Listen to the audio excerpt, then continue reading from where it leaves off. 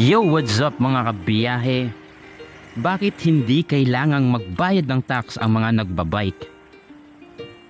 Ang mga nagbabike ay hindi kailangang magbayad ng tax dahil ito ay napagkasunduan sa batas na ang paggamit ng bisikleta ay hindi sakop ng mga karaniwang parusa ng pagbubuwis na ipinapataw sa mga sasakyan. Mailang mga dahilan kung bakit hindi kinakailangan ng mga nagbabike na magbayad ng tax. Number 1. Hindi nakaasa sa mga fossil fuels. Ang mga bisikleta ay hindi gumagamit ng mga fossil fuels tulad ng gasolina o diesel upang magpatakbo. Dahil dito, hindi sila naglalabas ng carbon emissions o nagkukontribute sa polusyon sa hangin. Ang mga sasakyang nagproproduce ng mga polusyon sa hangin ay kadalasang pinapatawan ng mga tax bilang bahagi ng pagsasaayos sa mga panganib na dulot ng polusyon. Number 2. Hindi nagiging sanhi ng mga pinsala sa kalsada. Ang tingbang ng mga bisikleta ay mababa kumpara sa ibang mga sasakyan tulad ng mga kotse at truck.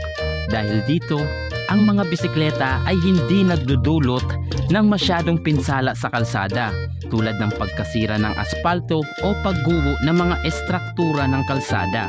Ito ay isang dahilan kung bakit hindi kinakailangang magbayad ng mga road tax ang mga nagbabike. Number 3. Promosyon ng malusog at environmental friendly na transportasyon. Ang paggamit ng mga bisikleta ay nagsusulong ng malusog na pamumuhay at pangangalaga sa kalikasan. Ito ay itinuturing na isang alternatibong paraan ng transportasyon na may mababang panganib sa kalusugan at mas kaunting pinsala sa kapaligiran. Kung mabibigyan ng tax ang paggamit ng bisikleta, ito ay maaaring maging hadlang sa mga tao na gumamit nito bilang isang sustainable at malusog na paraan ng paglalakbay. Sa kabuuan, ang paggamit ng bisikleta ay napapalawak ang mga benepisyo para sa mga nagbabahagi nito sa komunidad at sa kalikasan.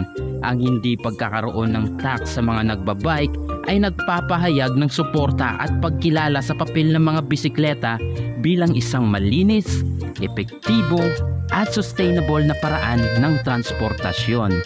If you like this video, don't forget to comment your thoughts and like this video at pa-share na rin mga kabiyahe. I hope you guys enjoyed this video. Hanggang dito na lang.